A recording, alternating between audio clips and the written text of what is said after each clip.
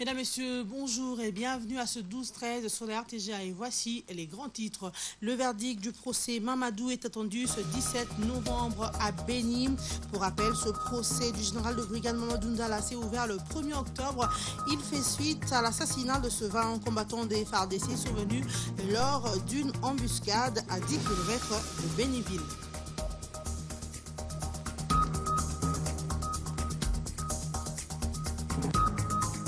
Le Burkina Faso sera dirigé pendant un an de transition par Michel Kafando. L'annonce a été faite par les forces vives de Ouagadougou au sortir de la rencontre tenue la nuit de dimanche.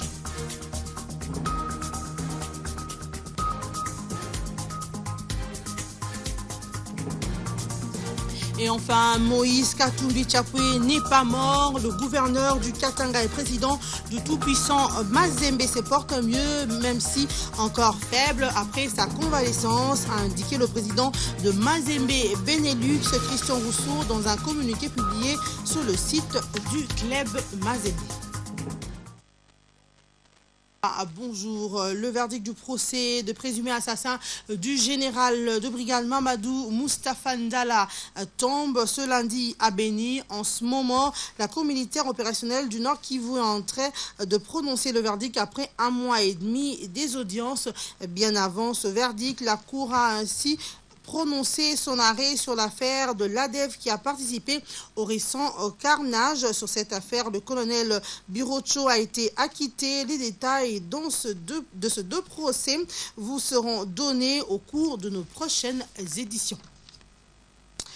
Et puis la garde républicaine a un nouveau chef au terme de l'ordonnance lue hier sur les antennes de la télévision publique. Le président de la République démocratique du Congo nomme le général de brigade Gaston Ilunga commandant de la garde républicaine. Il sera secondé par le général de brigade Crispin Chiwewe en charge des opérations et renseignements. Le colonel Waluizi Kilanda s'occupera de l'administration et du finance. Et enfin, le colonel Ngoy Ndombe Ignace est nommé chef d'état-major de la garde républicaine. En santé, déclaré depuis le 24 août dernier, l'épidémie d'Ebola a été maîtrisée à Djera, dans la province de l'Équateur. L'annonce de la fin de l'épidémie d'Ebola a été faite le samedi par le ministre de la Santé, Félix Kabange-Numbi. Vicky Moukeba, Suzy Kibira Omari et bienvenue Magambo. Depuis le 4 octobre 2014, aucun nouveau cas confirmé de la maladie à virus Ebola n'a été enregistré dans le territoire de Boendé, soit à ce jour 42 jours de recherche active de cas, 42 jours de surveillance intense et 42 jours de sensibilisation des communautés. De ce fait, et comme l'exige le règlement sanitaire international, le gouvernement de la République démocratique du Congo déclare ce 15 novembre 2014 la fin de l'épidémie de la maladie à virus Ebola dans le secteur de Djera, territoire de Boendé, district de la Chouapa, dans la province de l'Équateur. Depuis 1976, c'est la 7e fois que la RDC a connu l'épidémie de la maladie à virus Ebola. Cette épidémie, qui vient d'être maîtrisée, a enregistré depuis le 4 octobre dernier 66 cas, dont 28 cas probables, 38 cas confirmés positifs à Ebola et 17 patients déclarés guéris. Sur ce total de 66 cas enregistrés, on a noté 49 décès, dont 28 probables et 21 confirmés. La République démocratique du Congo a notifié 8 décès parmi le personnel médical. Grâce à son expertise dans la lutte contre Ebola, la RDC compte faire bénéficier à l'Afrique de l'Ouest son expérience. Déjà 1000 personnes sont attendues pour la formation des équipes multidisciplinaires pour la riposte face à l'épidémie d'Ebola.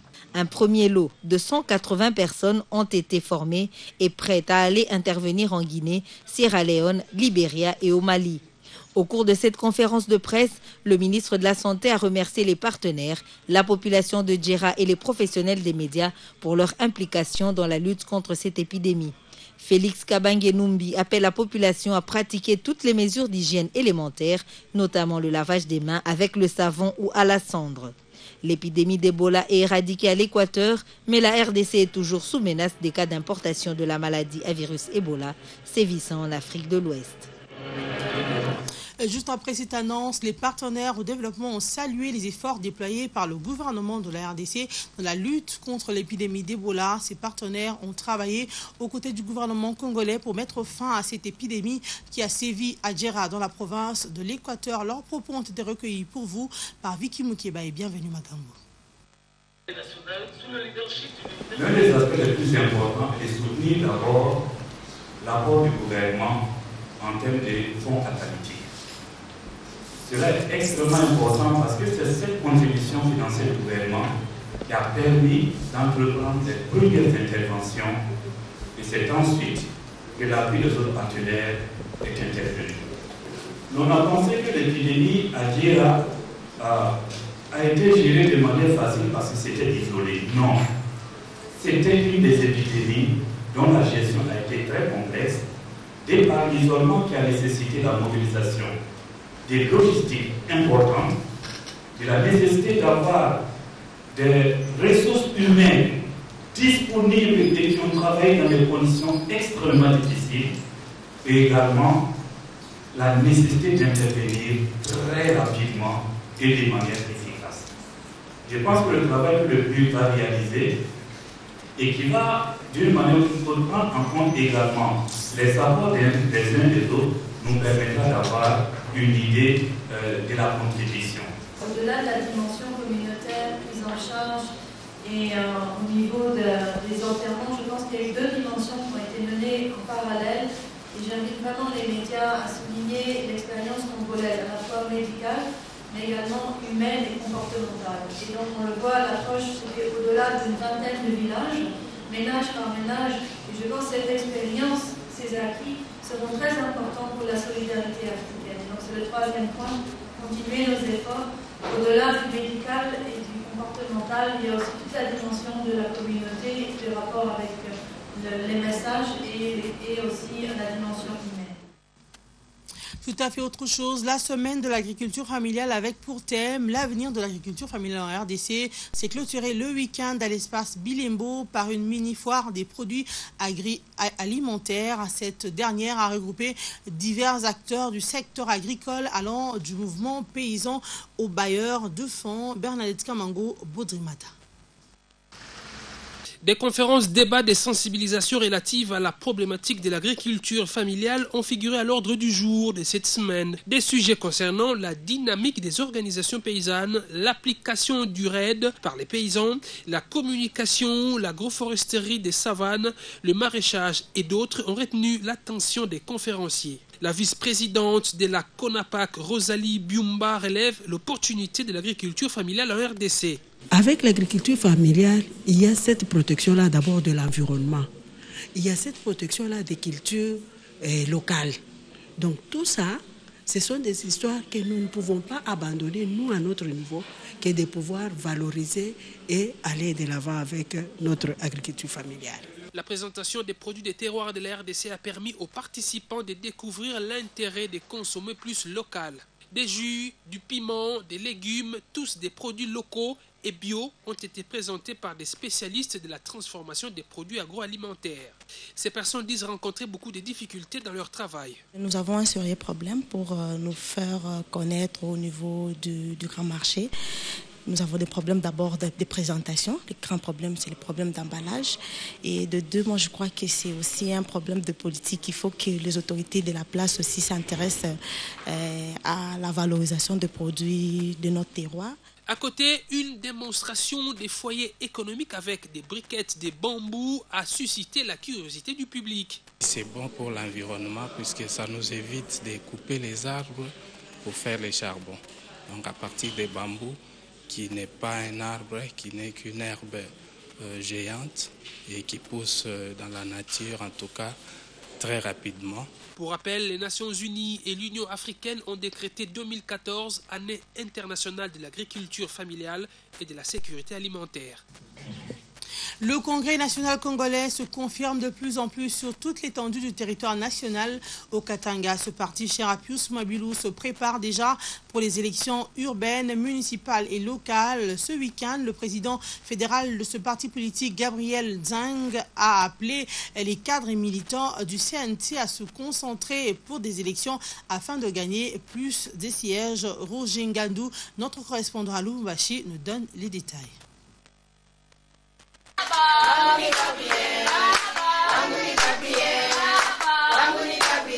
Le Congrès national congolais Fédération du Katanga, presque déterminé à gagner le terrain au moyen des élections provinciales, urbaines et municipales qui seront organisées en RDC dans les tout prochains jours. La preuve, c'est que le parti est, selon M. Gabriel Nzeng, le fédéral CNT au Katanga, implanté dans tous les recoins de la juridiction et même dans les triangles dits de la mort au nord Katanga, avec un seul objectif, et c'est là, derrière l'honorable Pius Mwabilu Mbayu Mukala, pour un dynamisme incontournable. C'était au cours d'une matinée politique organisée au siège de Lubumbashi que le message a été révélé par le fédéral aux partisans du parti.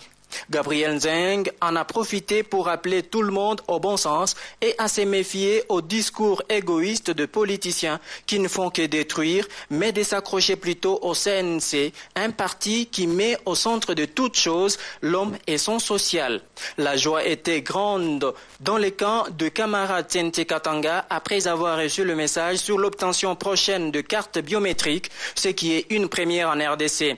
Vous avez vu qu'on a lancé et actuellement, je vous dis, tous les membres sont en train d'avoir petit à petit les cartes biométriques du parti. Donc, nous vous disons que jusque dans les fins fonds, partout où le CNC est installé, tous les membres du CNC auront les cartes biométriques. Le CNC est dirigé par l'honorable Pius Mwabilu Mbayu Mukala. C'est lui, notre papa, c'est lui le président national du parti. Tous ceux-là qui connaissent l'honorable Pius Mwabilu, c'est vraiment un très grand organisateur. Il ne fait jamais des choses en attendant. Quant à la question de l'ère sur la révision constitutionnelle, Nzeng pense que ce n'est pas encore le moment d'en faire cas, d'autant plus que le chef de l'État lui-même ne s'est pas encore prononcé quant à ce. Les réalités de notre pays sont en train de changer. Le peuple doit mettre ça dans la tête, qui ne se laisse pas entraîner par des politiciens qui sont remplis d'intérêts égoïstes, mais qui ne voient pas la population dans tout ça. Néanmoins, il appelle ses siens à l'éveil de la conscience pour un avenir radieux de la République démocratique du Congo.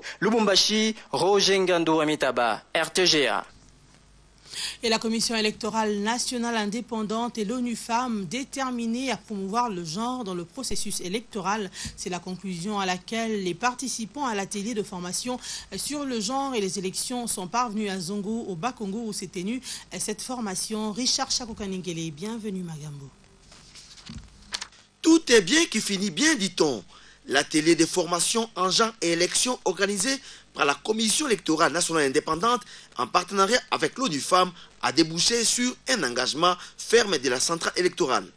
La CENI tient à réaffirmer son engagement et toute sa détermination à rendre opérationnelle l'intégration des objectifs du genre dans sa stratégie globale d'action. Il s'agit pour nous d'un devoir de justice et d'égalité, une obligation d'équité et d'équilibrage des avantages entre les Congolaises et les Congolais dans le processus électoral 2013-2016. La perspective genre qui apparaît dans les recommandations que vous venez de nous présenter rejoint justement une volonté partagée au sein de l'institution. Côté de l'ONU Femmes, l'on promet de travailler en parfaite collaboration avec la CENI pour que le genre dans les processus électoraux soit une réalité.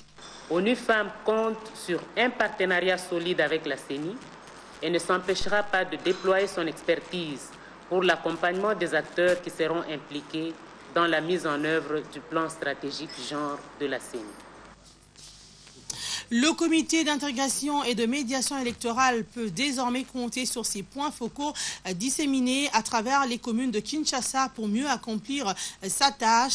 L'installation des représentants communaux de CIM est intervenue le samedi à son siège dans la commune de Kintambo. Richard Chakokanengele et bienvenue à Gambo reviennent à la charge.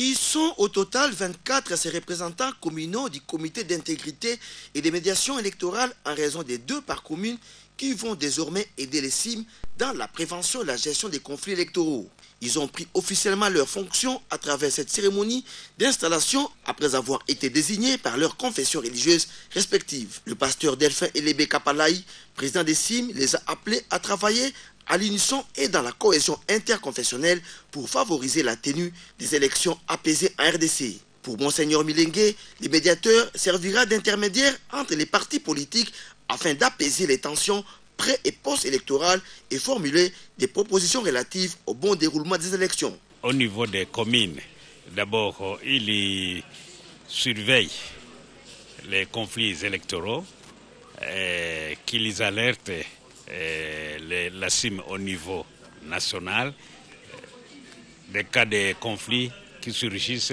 pendant, avant, pendant ou après les élections, mais aussi jouer la médiation ou jouer la pacification quand il y a des problèmes et des tensions parmi les candidats ou les partis politiques au niveau de leur commune. Après Kinshasa, les CIM procédera à l'installation de ses représentants en province. L'Institut supérieur d'informatique, programmation et analyse, ISIPA, a célébré son 39e anniversaire ce week-end. Au cours de cette célébration, le directeur général a rappelé les objectifs visés par cet institut. Après 39 ans d'existence de l'ISIPA, son promoteur Martin Ekanda Onyangunga juge positif le bilan car les avancées de cette institution se ressentent. Reportage Léontine Kazamwali et Yannick Bilamou. C'est dans une ambiance festive que l'Institut supérieur d'informatique, de programmation et d'analyse ISIPA a célébré son 39e anniversaire.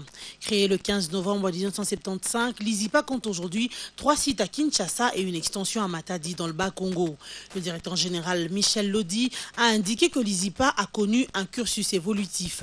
Et cela grâce à la détermination, au dévouement et à la ferme volonté de son promoteur Martin Ekanda Onyangunga. Ce dernier aménage des efforts pour faire de cette institution un espace de génie informatique en le dotant des équipements appropriés. Un positif, le PDG fondateur de l'ISIPA a bien mené ce combat. Parce qu'aujourd'hui, de 65 étudiants, arriver à des milliers d'étudiants, ça prouve l'effort fourni et qui continue à se fournir pour la bonne formation de nos étudiants. À tour de rôle, les anciens étudiants de l'ISIPA ont partagé leurs témoignages sur leur parcours dans cet institut et ont émis le vœu de voir cette institution continuer à produire des personnes compétentes pour la société.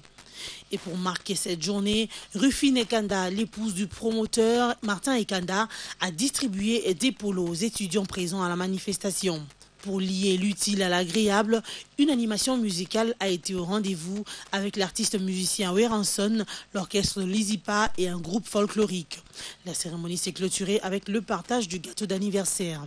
Rappelons qu'à la veille de cette manifestation, une cérémonie d'accueil de nouveaux étudiants a été organisée. Cette journée d'accueil a été marquée par des rencontres de football, de basket, de concours, de gourmandise et de l'élection de la Miss ISIPA. Mesdames, Messieurs, 12-13 se poursuit. On se retrouve tout juste après cette pause.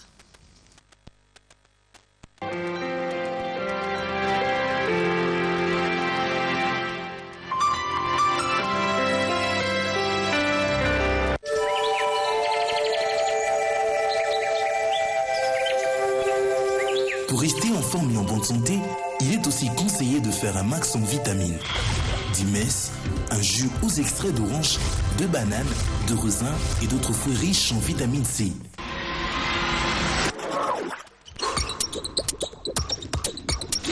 Un allié indispensable pour la santé et la prévention de certaines maladies. De la cultivation de fruits à la transformation et aux mises en emballage, le respect des normes internationales d'hygiène alimentaire a été des rigueurs pour votre entière satisfaction. Dimess procure une journée pleine d'énergie. Aux enfants, il garantit également une bonne croissance. Vous n'avez plus de raison de vous égarer. Retrouvez